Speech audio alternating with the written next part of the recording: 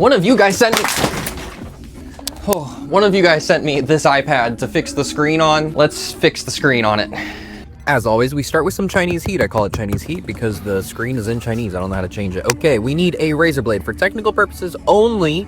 And we're going to start shoving a ton of razor blades into the edges of the screen to pop it off. And I do want to mention that the iPad that I dropped in the very beginning of the video was not this iPad. It was just a prop. That was a joke.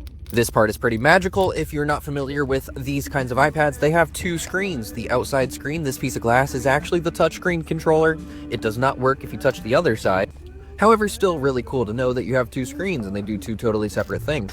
And now we're going to go ahead and get that inside screen, what I like to call the TV screen. It's the LCD screen, out. You have to take 4 screws out, and this is also held in with like this weird like rubbery kind of glue stuff. So I like to pop that rubber a little bit first, and then we can open up the iPad. And then we have 3 screws holding in the screen itself. I just take the off first, and then we also need to get the battery disconnected.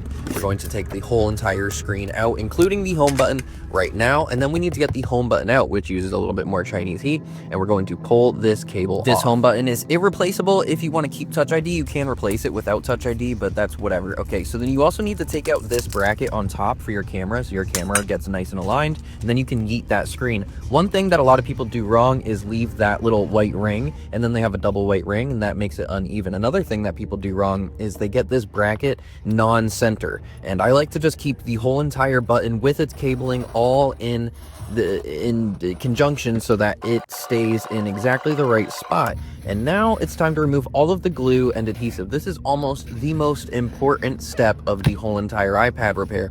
If you leave any glue or glass around the edges, it will lead to further breakage. Then we're going to use a solvent. You can use rubbing alcohol, but I have started to use this frame glue remover stuff for the edges of the iPad, and we're gonna get all the last bits. And this is what it does to my gloves. It pretty much just smells like lacquer thinner, honestly. And now it's time to just pretty much do everything backwards. We got our screens plugged in, and then we'll work on screwing that screen back in, and then we can plug the battery back in, and we're gonna test it just once to make sure it works. We clean up that screen, we add some extra adhesive, and then we clamp it down, and that iPad's all done.